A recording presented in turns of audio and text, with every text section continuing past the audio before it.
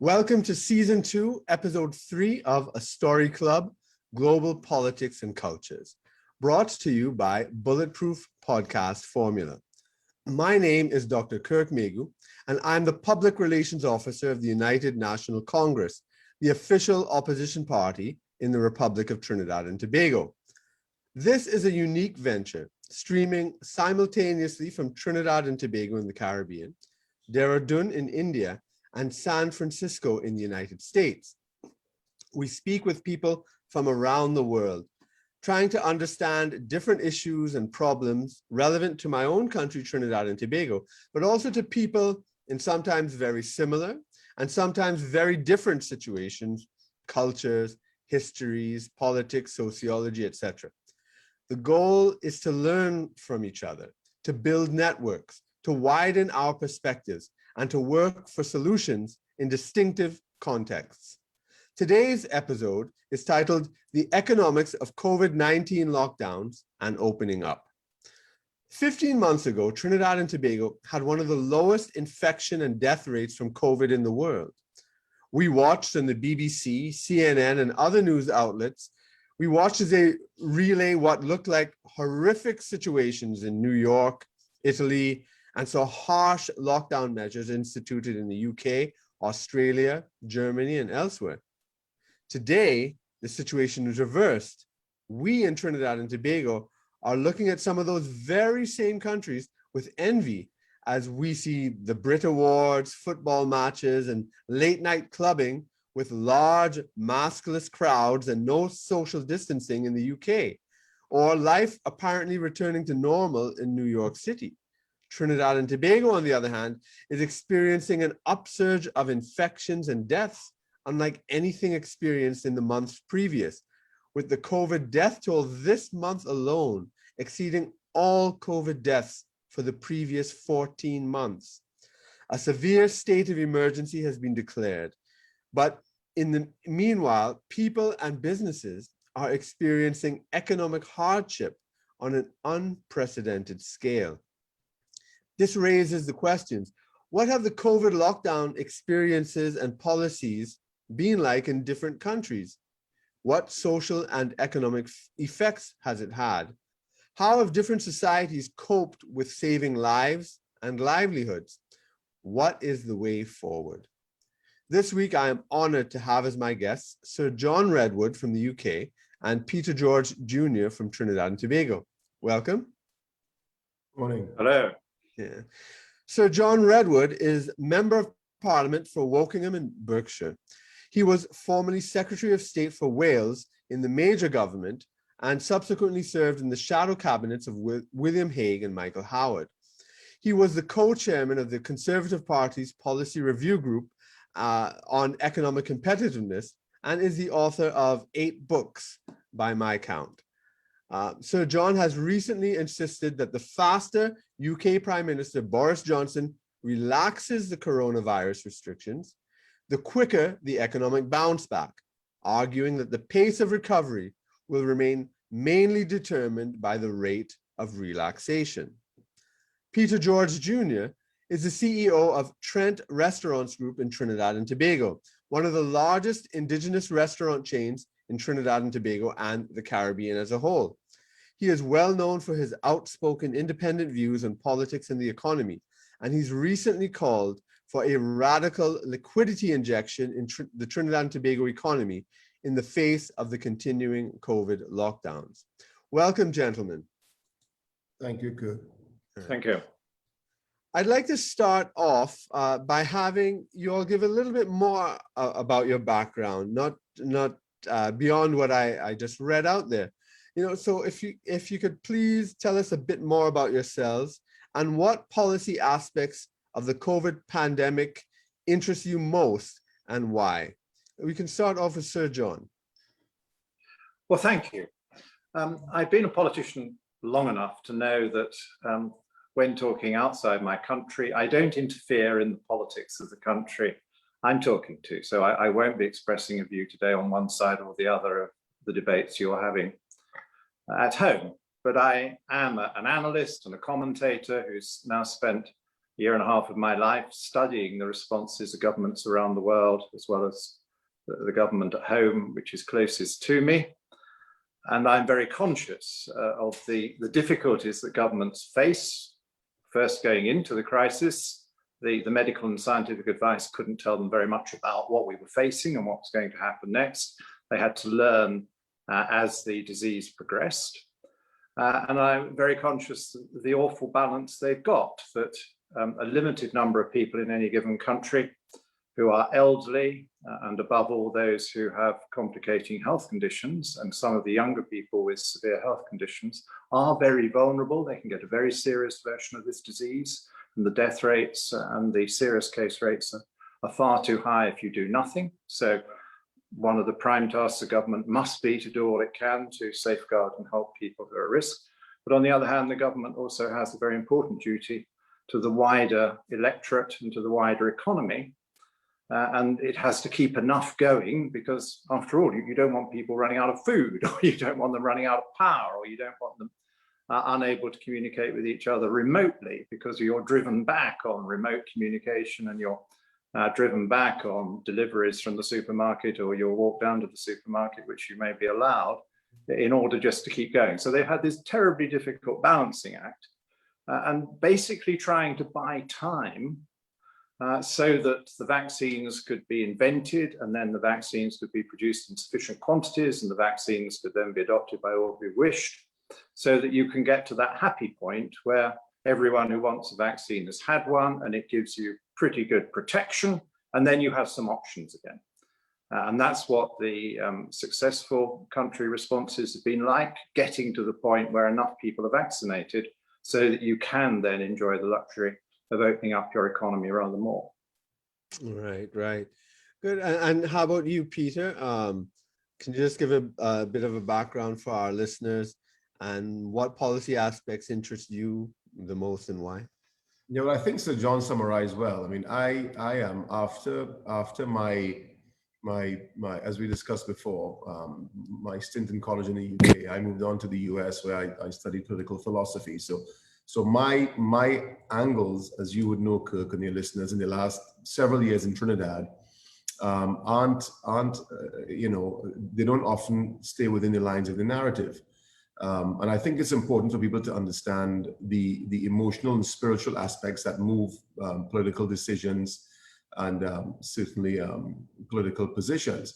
I think the last 15 months has opened up a lot with regards to how countries and how governments react. I think you see a lot more with regards to governments' agendas beyond COVID-19 based on how they have reacted. The remarkable thing in the last 12 months, and I keep saying 12, 15 months, is it has been a balancing act for governments, balancing lives and livelihoods. And I think the worrying thing is that this schism has now been formed, and it's almost an ideological divide of what side you are on. And as we have seen in Trinidad, certainly with regards to me, in a far more, and I say this just factually, a far more uneducated society when it comes to matters like this, a society very steeped in religion, that, you know, the mere utterance of addressing the economic aspects and fallout, as opposed to the medical and the health fallout, which we're seeing spikes in now, will run you afoul of both the media and the wider community. So that ideological divide has been astonishing. I still think countries need, if I may intervene, that's like when people say, oh, you're looking at profits over people and yes, you're being selfish. This is what you're referring to, right? profits before lives, and so on and so forth. I think it's not unique to Trinidad, but I think it's something that governments have had to battle with. We know the former US president has battled with it, and many of the existing heads of state have, but it is a balancing act. I think it's been difficult. And, you know, to me, the narrative that's now come out of this, I think is going to be far more dangerous. I think what we've seen happen with people who dared challenge the mainstream position found themselves, like I said, on the dark side of society. So I think this is something that we're going to have to deal with afterwards. And I think that has been something that has really that has jumped out at me, because we are going to get over this virus. I mean, UK is happening now. The US is almost declaring that they're out of the virus. I mean, the worst part of it. So the world is going to get over the coronavirus pandemic. What the cost of life, I don't know, but we are going to. But the challenge is going to be what our society looks like hereafter. What patterns, buying patterns, consumer patterns, I mean, family patterns, for God's sake. I can't even hug my mother and father. You have to stand 10 feet away and kind of give this, this wave, and children are seeing that. So I think that's a bigger issue. And I think from early, the smarter governments would have dealt with these things upfront and kind of prepared for what was going to happen after. All right. Well, I'd like to turn back to Sir John and just ask for our listeners here in Trinidad and elsewhere around the world to give your assessment of what have the economic impacts been of the COVID pandemic in the UK, and maybe how do you think it compares to others? Because of course, there's been talk about widening income inequality, disparities. Some tech companies and big companies have gotten very rich. And as Peter mentioned, consumption patterns, etc. So what's it been like? What's your experience been like? I'm sure it's been varied over time, but if you can kind of walk us through, give us a summary, that'd be appreciated. Well, the way I see the world at the moment is that prior to the pandemic arriving on our shores, there were two very important economic revolutions underway. There's a very popular digital revolution, which was happening before the virus. And as people can afford it, they get their smartphone or they get their iPad, or businesses provide laptops. There are many more computers around. And why do people want these things? Well, because they want to go on social media. They want to have more of their social life partly conducted through social media, which requires a smartphone or some other similar item of hardware. They want to shop more online, and that's becoming more and more feasible, so they can then shop for the best and the cheapest around the world, sitting in their armchair. So that was happening before the pandemic hit. And businesses want to take advantage of these amazing technologies. They don't always want a face-to-face meeting. We can do great things by linking with each other. And then there was the Great Green Revolution, which is still coming and is deeply wanted by the governments. It's more of a top-down revolution. It's something which governments and world authorities are insisting we must do. And both these mighty revolutions, which were going at a reasonable pace, have suddenly speeded up. There was an intensification of the digital revolution because your only option when you were in lockdown was to buy the non-food items online if you wanted them at all. If you wanted to be able to talk to your family or friends, you needed to go online because you were usually banned from meeting them. And you were certainly banned from meeting them in a restaurant or a cafe or in a theatre or whatever. And if you wanted entertainment, again, the things you wanted to do in person by trips out, you had to do through downloads. So there was a massive surge in interest in all the download services that were already available. So the digital revolution maybe let forward 5 years in 5 months. And that was certainly true in Britain. And a lot of people who were not that keen on the technology or didn't think they could make it work suddenly got themselves up to speed. Grandmothers listened to granddaughters and worked out how to work the smartphone to place the order or whatever it was. And so we've now got a much wider population of people who are geared up to the digital revolution. And we've also got many more ways of accessing it because families managed to scrape together the cash, or the richer ones had the money. And so suddenly children were equipped with laptops to learn online, and children were equipped with smartphones, which they didn't have before, in order to keep in touch with their friends or their family. So we've now got a more digitally professional population, and we've got many more ways of accessing all these remote areas. And so I think we are going to see digital revolution roll on. Of course, as you get to the unlock stage, when enough people are protected or when the virus has subsided through natural reasons, then people are going to say, yeah, but in quite a lot of cases, I actually do want to go and see the football game in person, or I do want to go and see the play in person, or I want to go and meet my friend and have a coffee in a restaurant. but there will still be quite a lot of the digital that lives on because they've still got the equipment. There's then the green revolution. I think we're going to hear a lot more about that at the G7. And then, of course, in the run up to COP26, the big global conference in Glasgow this year. And the United Kingdom is chairing both the G7 and COP26. So the UK agenda is part of that global agenda. And we're going to see much more from government saying, we are going to build back better, the Biden phrase, also the European phrase and the UK phrase. And they mean by that, they want to accelerate the revolution. It's above all an electrical revolution, switch things from gas, petrol, oil to electrical power. And it's above all a revolution about controlling carbon dioxide outputs and therefore completely changing the way we travel and the way we heat our homes and all the rest of it. So these are the big themes that have been accelerated by the pandemic. And you raised the issue of income inequality. And I think this is a matter of concern to parties across the political spectrum in my country and elsewhere, and certainly in America with Biden now in a different way from Trump, wanting to make sure there are more better paid jobs for people at the bottom end of the income scale. And so Build Back Better is about trying to make sure there are more onshore manufacturing jobs, there are more better paid jobs, that there's more training, there's more value added, that productivity is rebuilt at the same time as you rebuild the job possibilities. I think the UK government, obviously, which I support, did a good job at providing alternative income support for both people and companies during the worst of the lockdowns. It was a big scheme called furlough, which meant that companies could get most of the cost of their employees paid by the state when they weren't able to work, so that they didn't have to fire them all and then try and rehire them later and leaving the people in the lurch without a job and without income. And there was a pretty comprehensive package of support for businesses to make sure they had liquidity and finance. But I think that was typical of quite a lot of countries around the world. Both Trump and Biden's America put an awful lot of money into the US economy. We saw the Federal Reserve Board printing unbelievably large sums of money to assist.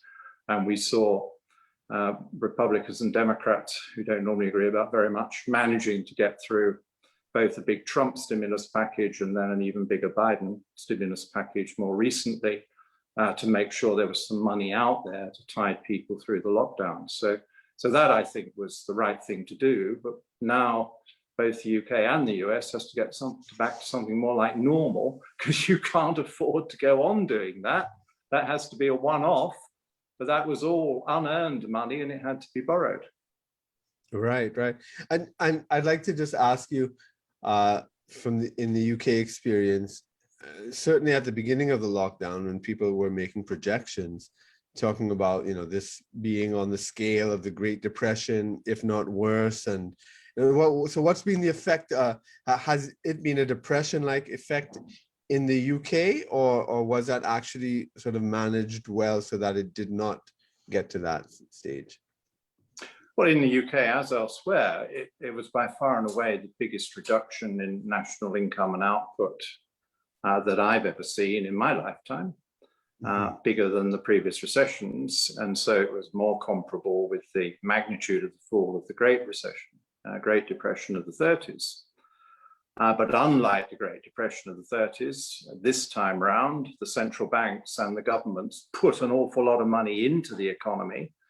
And so instead of having people on street corners with no jobs, wondering where the next meal is going to come from, a lot of money was pumped out through companies and direct to individuals, so they had some spending power. And as a result, unemployment did not surge, and there wasn't the same catastrophic drop in incomes and capabilities to buy your food and pay your rent that there had been in the Great Depression in the 30s. There are, of course, parts of the economy, as I'm sure we'll hear from your other guest today, that were particularly badly hit by it. And so all those people who were small landlords were struggling because commercial rents weren't paid very promptly or at all in some cases. The shop sector was badly hit. And above all, the international travel and the tourism and the leisure and the hospitality sectors were obviously very badly hit. And so those businesses needed to borrow, they made no profit, and some of them did have to lay off quite a lot of people. Yeah.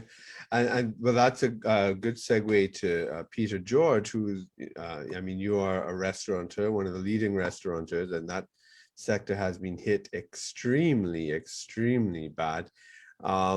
So, I mean, even from your own perspective from that, I'd like to hear that, but then also you can speak a bit wider about the country as a whole, about the economic impacts of COVID in Trinidad and Tobago, and how you think it compares to others. We heard the UK experience in particular, and also perhaps others you might want to refer to. Yeah, well, I mean, obviously the industry, the wider industry globally, it was essentially decimated. And it's funny that Sir John referenced the fact that both Republicans and Democrats, you know, and I guess Tory and Labour, whoever it would be, would have agreed certainly, you know, on one thing when it came to the need for intervention, because we had a similar situation in Trinidad with the only time the Parliament really, the one time at least that they all agreed was when it was about the salary reviews for parliamentarians in lifetime, when they all gave high fives to each other. But apart from that, it's death thumping and disagreement. So it kind of leads me back to the great thinker Voltaire. When it comes to money, we're all the same religion, right? So everyone understood the importance of getting that in. I think the key, and again, Sir John touched on it, this digital revolution that's happening, I called it becoming digitally relevant. People have become more digitally relevant who were not part of that before. You see it happening, and my mother's all of us sending me WhatsApp forwards, and things that she never have done before. And so that enabling has become very good. And then you force businesses to become more nimble, more technologically nimble, but at what cost, right? Because I can tell you now that what COVID has forced businesses to do, just for basic survival, is to begin to understand and really do deep dives into your business, and not just for the standpoint of surviving this pandemic, but really to be more sustainable going forward. And many businesses have discovered they actually were quite bloated, right? So you're going to have this atrophy, and this was my biggest concern. We have managed to stave it off completely thus far. That's a personal decision, but there's been a massive atrophy with regards to the workforce for two reasons. One, businesses were already bloated, or B, the workers within that business framework and that superstructure weren't exactly as digitally relevant as they needed to be with regards to where the world is going. So agreed with Sir John, but at what cost? Because you're seeing this, and you've seen this, to me, the greatest intergenerational transfer of wealth was from the baby boomers into this new generation who are going to start spending money. But the transfer of wealth now and this has been a big mantra of, some of the opposers in the US, is the transfer of wealth from Main Street to Wall Street. We saw this happen in 2008, and we're seeing it happen in some regards again. And referencing back to the Great Depression of 1929, back then, I mean, there was some intervention, right? There was some propping up by the government, nothing even close to what this scale was. But remember what ensued thereafter. After Roosevelt and the New Deal, you had this massive resurgence, both in the American and global economies. Now, one could argue that was the war, because many scholars say it was the war, right? But the fact remains, this effort that was made in 2008 didn't change much. The difference with this circumstance is that governments had no choice. It was not an inherent situation. It was not a systemic issue that we saw in 2008. So now you need these governments to intervene simply to ensure economic continuity. I mean, what the US and Europe has done is there was this dip between March of 2020 until where we are now. And they basically said, let's do what we can to make that hole like it never existed.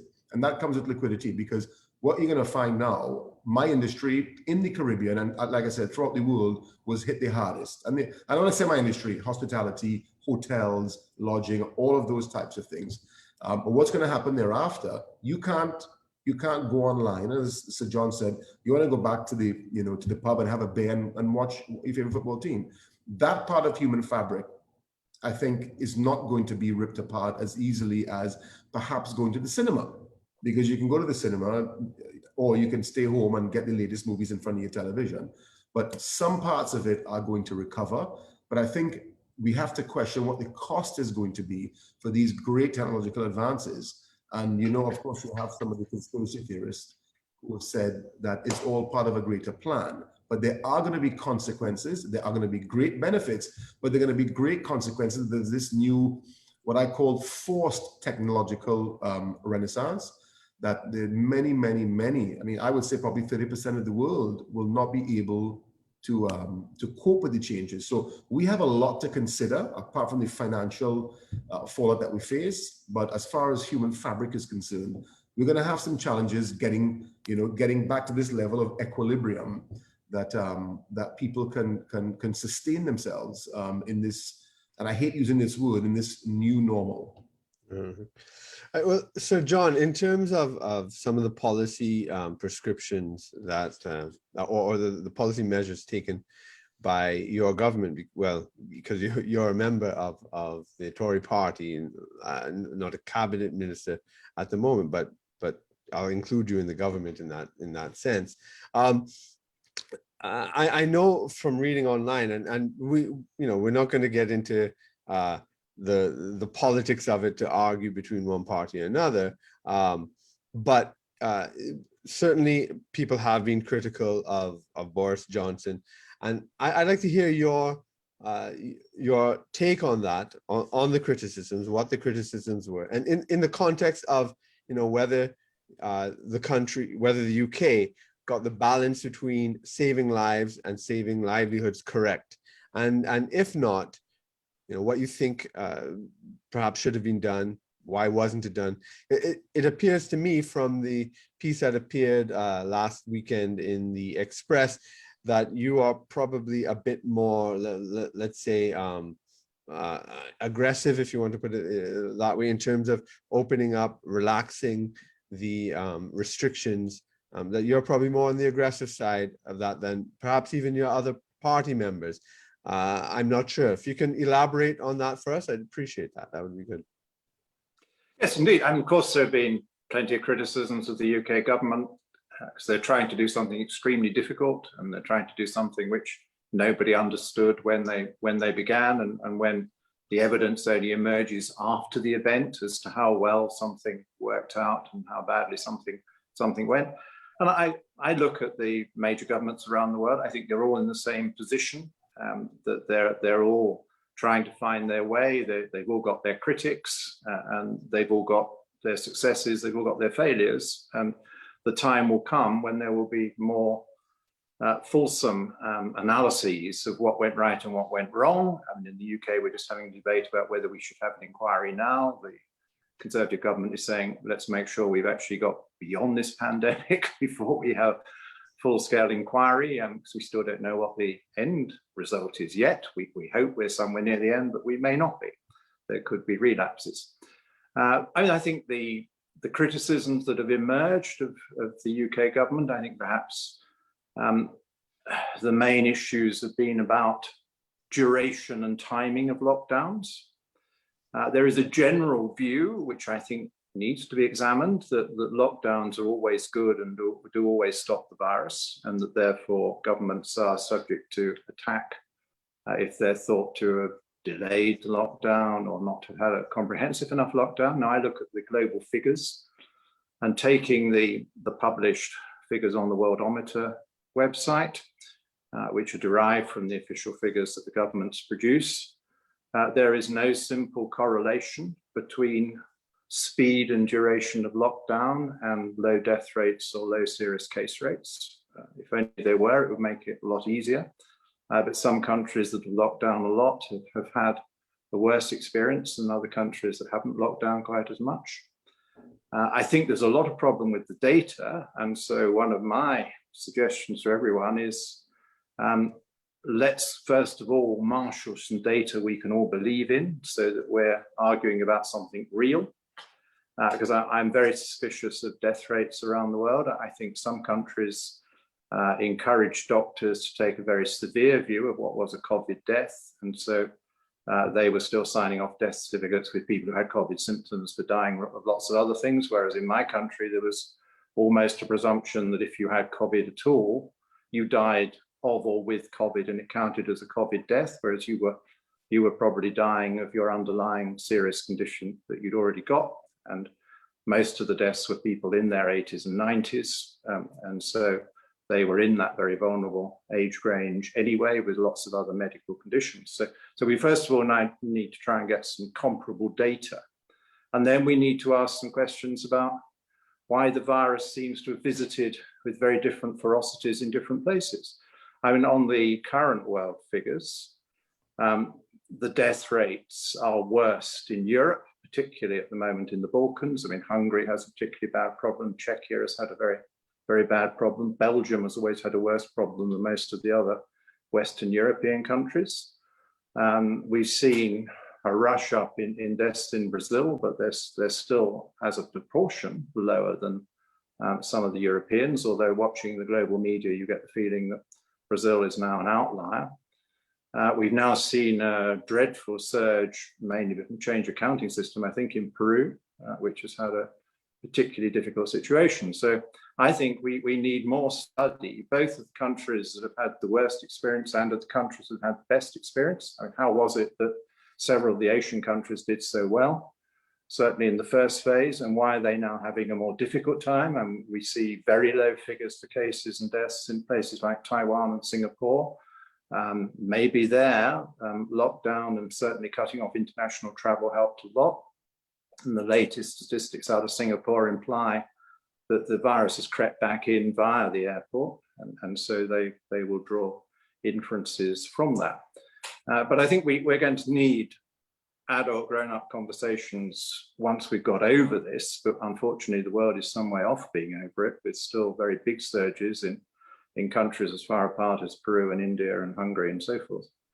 And maybe the summer in the Northern Hemisphere will control it best in the large populations that are in the Northern Hemisphere, as it seemed to help do last summer.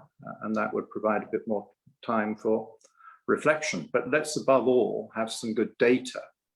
I think also governments are subject to criticism where they run health services, and many of them do run health services because they have to take direct responsibility for that. And I think there will be questions raised about infection control within the various health units, and also how quickly they got on to good treatments, because fortunately some treatments were found that saved quite a lot of lives, but it took a little while to put all the existing drugs through trial to see if any of them had favorable characteristics and safe characteristics in dealing with COVID-19.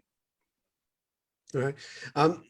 For us here in Trinidad and other people outside of the UK, one thing I'd be interested if you could elaborate on a little bit is the support you had mentioned to businesses, the furlough scheme, these sorts of programs that were instituted. Could you just at least just briefly outline what were some of the more important ones?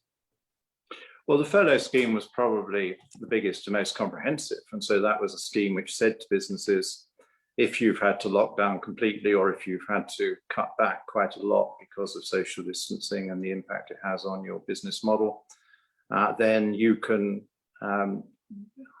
put out some people for furlough with their agreement, and they will agree to still be your employees, but they mustn't come to work, and then the state will pick up 80% of their pay up to a certain level of pay. Obviously, you don't do that for the very highly paid people. And that meant you took away the immediate threat of a lot of people losing their jobs because the businesses were restaurants or travel businesses and couldn't afford to pay them. And they weren't suddenly all dumped on the unemployment register.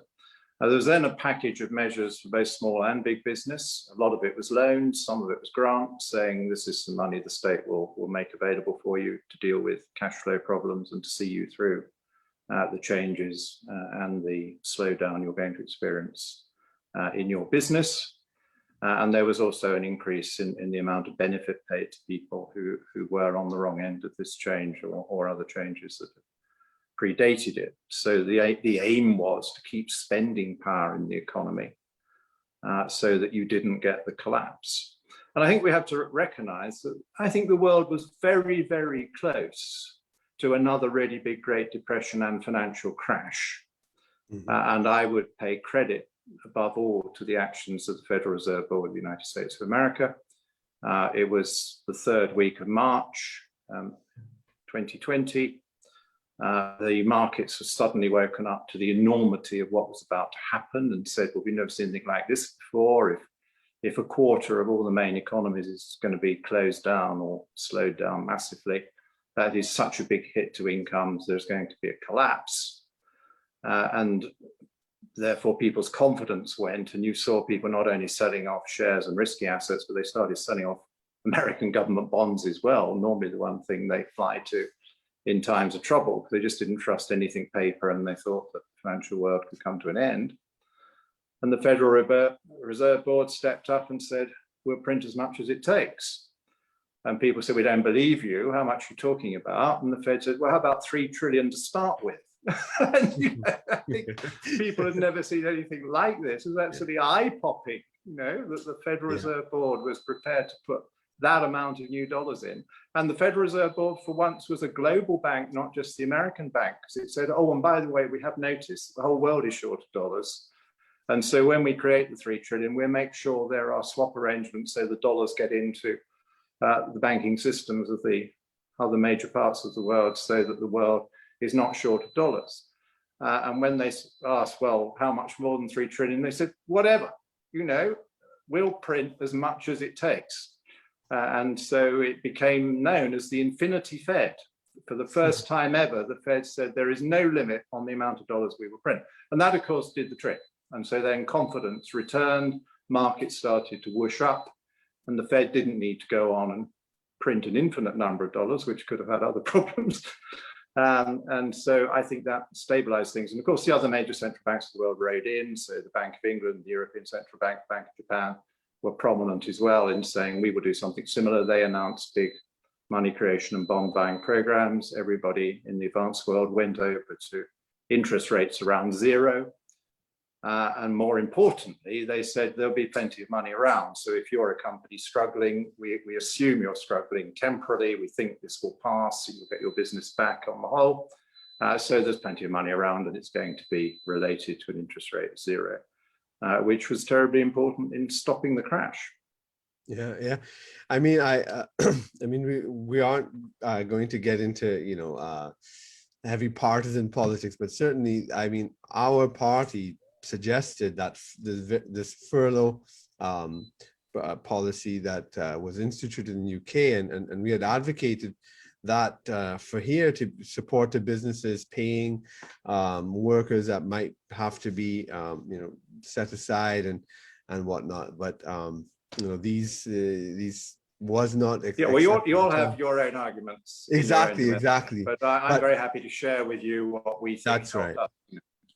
Yeah, and I understand that you're not advocating for one side or another in this, but it takes me to in terms of the various policy suggestions, because Peter recently this week recorded a video that went viral here on social media about a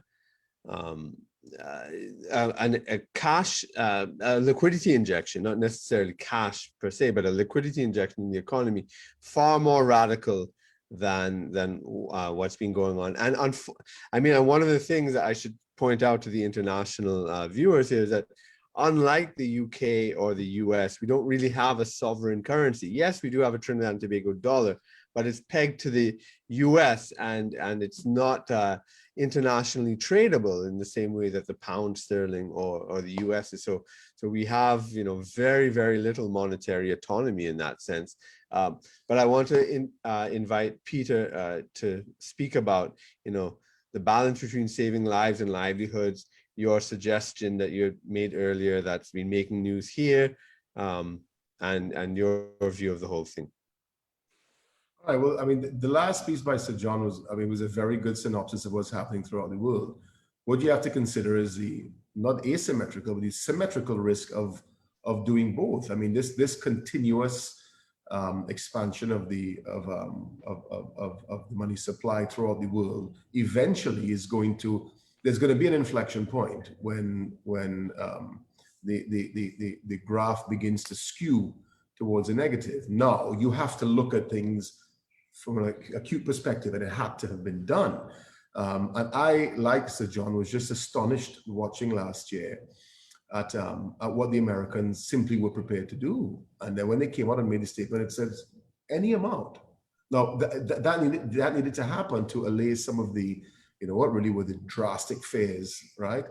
But we have to remember as well that COVID,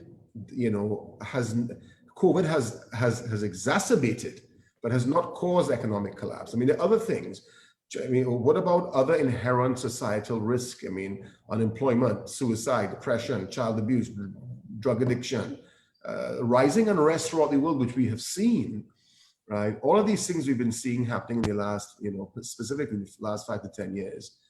But then all of our guns have been trained on COVID. Now, I understand the need for it to happen, right? And I also understand the need to delay any discussions or inquiries because, as the UK said, you're better off not having that discussion now until we've really assailed this enemy, this invisible enemy, because it may just open up scars. And who was right? Was the Sweden model right? One that I advocated for in the early days, because the point is we are not going to beat COVID. You will eventually overcome the crisis that you're in and get to a point of manageability, but you're not going to beat this. And I think Sweden said, we're going to take the early blows up front, protect the vulnerable as best as you can, and let the ones who can continue to have the wheels turning, continue to turn. So I don't think there's ever going to be when the dust settles and the annals are written, there are going to be some countries that may have treated with this marginally better. I don't think there was a magic bullet. With regards to Trinidad, my calls recently really were for the fact that we were an economy, and not because of this government, we just, systemically over the last 15 to 20 years, with the decline in hydrocarbon prices and quite frankly, hydrocarbon relevance throughout the world, we were an economy that was facing perils in different ways. We need to now overcome this acute crisis as quickly as we can. And I simply don't think that what was done by the government was enough. I think the premise was that we are, as we saw in our management policy, it was this fortnightly, every couple of weeks we made new decisions as far as what we were going to do, but we never addressed the real economic fallout potential. And I had first come out, I think it was probably a month after this started. And just like the Americans did and the Europeans followed, they said, we are not going to wait and see what the potential fallout is. We're going to make sure we have administered enough medication that whatever that fallout may be, we are going to be covered. So it wasn't a wait and see approach. I think some of the smaller economies who didn't have the luxury would have taken a wait and see approach. That may have also exacerbated how bad the situation is. And I think we find ourselves in a position now, from my perspective, that it's not just about helping businesses. When you help businesses, you help the stakeholders of the business, which are the employees. When you help them, you essentially ensure economic continuity and what would be social continuity. We are not going to recover as quickly as, not as we think, anywhere as quickly as we need to, without that radical intervention. We don't have the luxury of printing money, at least not on a meaningful scale anyway. We do have some mechanisms at our disposal. There's of course the IMF, but you find that many times, irrespective of what side of the parliamentary aisle you sit on, going to the IMF is always difficult because it comes with conditions. And most governments and finance ministers like to have a sense of autonomy, that they can do what they want to do without being asked. But there is the IMF. We can draw on our SDR, which is special drawing rights within the IMF, which again come with conditions. And of course, we have a heritage fund. And I've begged the question before, as small as it is, it should be far greater than it is. We have a heritage and stabilization fund, I think, with 5 or 6 billion US. That is our previous prime minister said is for a rainy day. I don't know whether there's a more rainy day than we're having now. So I think it's important for us to understand the risks of inaction, the moral hazard of not moving as quickly as we can. I think we can't worry about people who may not be deserving of help getting help. I mean, let that be the exception, not the rule. The fact is we have a responsibility to ensure as best as we can the livelihoods of the people of this country, because I'm speaking with regards to our country now, are protected and insulated and insured as best as we can. So I think that intervention needs to happen quickly. It's very much, and the suggestions I made were very much from the US and the EU playbook, just sanitized down to fit into our circumstances. I think it requires courage. It was very courageous what the Americans did. I mean, they tend to lead the front and the rest of the world followed. It takes courage because you are going to have fallout from society as well. You're going to have those who are saying, you know, as Ronald Reagan said, you're spending money like a drunken sailor. But sometimes you need to do that. You know, my bigger concern again is what happens, you know, when financially, when all this is over. I think we're going to have another bulk of problems that we're going to have to deal with. I think the policymakers are going to have to put their heads around that. But for the time being, we're dealing with COVID. And I think that intervention, and I'm going to continue to advocate for it in Trinidad, simply because we have to ensure the economic continuity of the country. And if we don't do that, and we can't just take some of the methods from Europe and the US, which we have done with regards to managing the health aspect, and then say, well, we're not going to look at those other aspects. You have to look at both. So we have used the US and European playbook very much with regards to flattening the curve.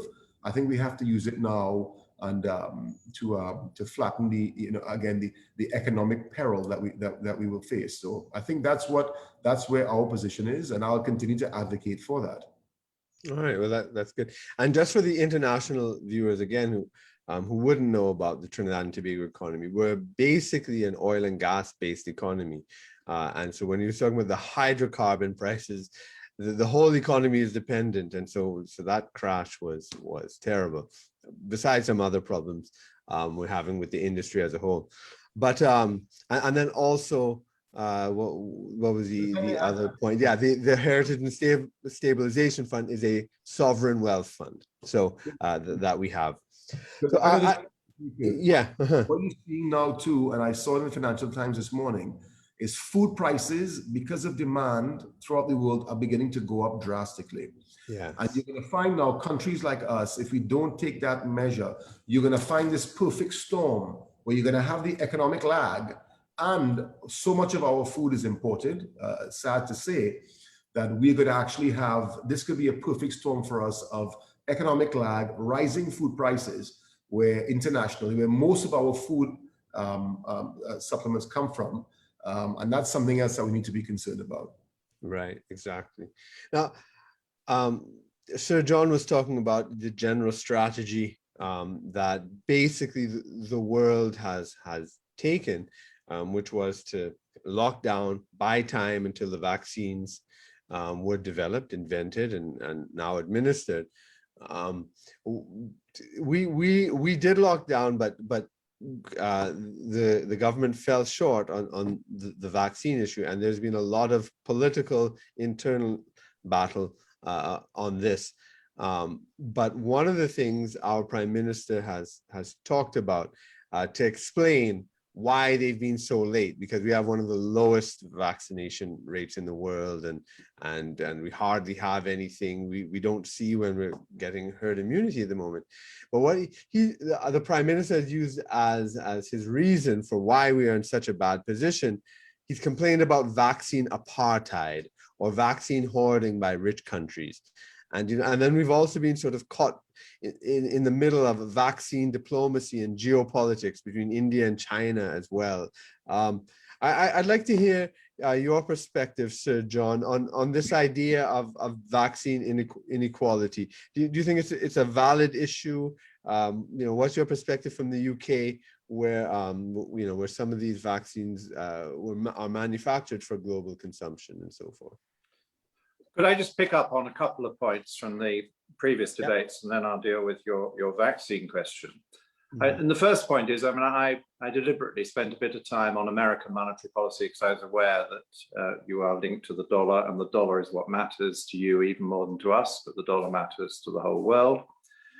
And I think what we have to now brace ourselves for is that at some point, the era of ultra cheap, very easy dollars has to be shaded. And the American Fed and the American presidency at the moment is saying, we know there's going to be an inflationary spike. We think it's going to be short-term spike, few shortages, look through it. It's not going to become a persistent inflation. But their critics are beginning to say, are you sure? And shouldn't you be taking some action earlier? And so I think over the next few months, you are going to get quite a lot of noise in the global economic debate about, is inflation really going to subside again? Is it just a shortage of oil and a shortage of shipping freight and so forth at the moment, which will correct? Or is it something more endemic because of all that money that's being created? And we see some movement amongst some of the other central banks that up till this point have been locked together, because both the Bank of England and the Bank of Canada, who promptly followed the Fed into money creation and bond buying, have already announced a throttling back of their money creation and bond buying. The Bank of England has cut the amount it's going to be doing for the balance of this year and effectively announced the end of the program by the end of the year. The Bank of Canada also announced quite a substantial reduction in its program. So the pressure is on, I think, to start to normalize monetary policy a bit more, which will be background for your own economic issues and where you get the money from that you need to do the things you want to do. Now, before the UK or anybody had access to vaccines that worked, we were having this debate about how long a lockdown and how dramatic a lockdown. And yes, within that debate, I was on the side of the argument that said, let's spend much more time thinking about how we protect the vulnerable so that we can optimize the movements that we can allow for everybody else. So I was on the side of saying, I'm very worried about the elderly. I'm very worried about people with other serious medical conditions. We need to give them maximum support to stay at home and stay out of contact with people who may be spreading the virus. But that we need to build on the numbers of people which we're allowing to go about their ordinary business. Because we always said, if you're keeping the lights on or if you're supplying our food, you can go to work, because we wanted to eat and we wanted the power. And I was wanting to increase the numbers of people that were allowed to do that on the grounds that they were only going to get a very mild version of the disease if they caught it. They weren't in those difficult categories. And in the end, the UK identified 9 different vulnerable categories, mainly age-related, but some of them health-related, who were the priorities to vaccinate as and when the vaccines came along. And obviously one did most to protect them at home and try and organize socially distanced support for them, grocery deliveries, phone calls, all that kind of thing that you could do so that living at home wasn't too intolerable for them, because they needed to be protected. So that brings us on to the vaccines. But I think you're going to hear quite a big debate amongst the G7 leaders next week, from what I read in the communiques going out in advance of the meeting, about this very issue. Now, I think it has been accepted that the countries that develop the vaccines and put in the capacity to make them want to vaccinate their own peoples first, or a lot of their own peoples first. And I think you can probably understand that. It would be quite difficult politics in the US or the UK to say, we're now going to send all the vaccines abroad that we can make. There are arguments, for example, is vaccinating children a good idea, or should we just say children aren't at risk of this thing and leave them? Because there is a wish, I think, by many of us to come to a fair conclusion on the capacity we now have and sharing that around the world. And the UK and the US and other governments are working with international bodies on prioritizing and working out what would be a fair way of making those vaccines available. I think the blow to the global system has been a much bigger wave of the virus in India than anybody was expecting. And so India obviously needs her production for herself, whereas I think originally people thought India was given a lot of the production or created a lot of the production and would be able to share rather more of it with the rest of the world. But I hope coming out of the G7, there'll be two things. I hope there will be an inclination to just make sure there's a lot more capacity. The easiest way of solving the problem is to do another miracle. It's a miracle how much capacity they did put in, but we need to be able to put yet more capacity in, and then to come to a fair way of creating priority deliveries to countries that really do need it. Right, right. Peter, what's your take on this vaccine issue, especially from Trinidad's perspective, where we're really down low in the rankings? Yeah, I mean, very quickly, I mean, clearly, you know, as Sir John said, I mean, my wife is Australian. I remember the first instance when there was some vaccines, I think some 1.8 million that were going to Australia, and the Italians from the EU, and the Italians blocked it, and they said, "The hell with you, you know, we take care of our people first," right? So that's understandable, right? That is understandable, but I think it's gone beyond. I think it's gone beyond vaccine diplomacy. It's more vaccine geopolitics. I mean, to hear now that the Americans are sitting on 20 or 30 or 40 million vaccines, that they're now going to say, well, we are now going through a plan to decide who we're going to give these to, right? I think it's a bit of an unfair move. Obviously, they have a right, and I know when the vaccines had come out, it was supposed to be given on a pari passu basis. And by all accounts, some of the developed world's countries then made bilateral agreements with the drug companies to kind of jump the queue. So there's a lot of disinformation going around, but the fact remains that governments needed to understand the environment. They needed to have been nimble. There are some governments in our region who and I can't speculate as to how it happened, because there are different accounts, but they managed to secure vaccines at a far greater scale than some other countries did. Again, I think some of those countries should have been more nimble, understand the game, and understand the importance of foreign relations, and knowing that in the Caribbean the only access we have is through dialogue to get these vaccines. But I think that, you know, again, when the annals are written, there was some unfair play when it comes to it, but you have to understand that that's how it rolls. But to sit now and watch President Biden say we have 30 or 40 million vaccines, that we are now, as some countries are virtually at their knees, we are now going to, you know, go about our distribution program to the most needy countries. And it's a sort of a come and kiss the hand, it's a kiss the ring situation. I think the smaller countries would have done their best to avoid that. But again, we find ourselves where we are. And I think the ones who are in this position are going to have to be a little bit more nimble now to be able to source some of these vaccinations. Right there.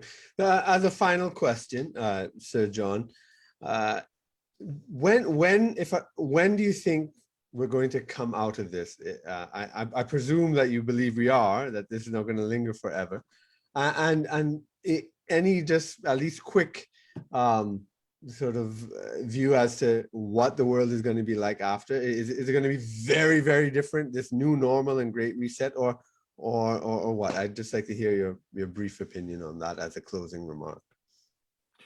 Well, none of us can be sure when we finally get over it. I think there's always going to be a need to live with some CV-19 by the sounds of it, and there may be changes in it. And I think it will require continued scientific and medical advance to try and stay ahead of the virus, and it may need tweaks to the vaccines as we go on. It may be that we have something more like flu vaccine approach to it, so that there are regular boosters for people who need them, particularly the vulnerable. We're waiting to see. I mean, I'm hoping that this summer in the Northern Hemisphere is going to be an awful lot better than the winter was, and that the combination of summer and vaccines and lockdowns and all the other things that are being tried will subside the numbers. It does look as if the numbers in most of the main countries now are falling away, particularly the numbers of deaths and serious cases, which is what matters most. In terms of what the new normal might look like, I too am very suspicious of that phrase. I don't think there's been a lot normal over my life so far, and I think things will keep on changing, and it's a very different world from the one I first set out in as a young man some years ago now. And a lot of changes is for the better. I mean, I think one of the big changes, certainly in places like the UK and the US will be a lot more hybrid working, as they call it. I think people will have more flexible patterns of home life and business life, and they will do more things from home using remote technology. I think technology has broken through for more of our entertainment, leisure, and social activities, but there's still a great pull to get back to the pub and the cafe and the cricket game, or whatever it may be that turns you on as well. We can do both, but there will be a ratchet effect for the digital economy. And I think, the big arguments ahead are going to be the ones over pace of change and desirability of change over the whole green agenda. And it's very important for your island economy. Mm-hmm. How serious are the people who are instituting this change about going to net zero in a hurry? And what does that mean for an oil and gas company? And what does it mean for economies like your own, which have been relying on those sort of revenues? And even for a country like the United Kingdom, where we don't have the same big amount of output of oil and gas, but the government is very dependent on all the taxes it raises from the way we use oil and gas. And that will be a very big change if they're serious about curtailing all of that on a big scale. Right. And Peter, yourself, what's it look like from Trinidad's perspective in your view? Well, the biggest concern for me is going to be education, because the interactiveness of education and having had the privilege of a 1980s British education and understanding the importance. I mean, education has become visceral. Right? You need to feel it, touch it. I think what's happened, I've seen it happen to my young kids in the last 12 months, has been tragic. There will be a lot of hybrid working that's happening. I mean, one of the major companies in Trinidad told me, said, I can cut my real estate now that I rent by 60%. 70% of my staff are working from home, and we've never been more efficient. Never have been more efficient. I'm saving $50,000 a month in transportation. Pick up this one, drop off that one. Guys going to the airport to pick up people coming from abroad.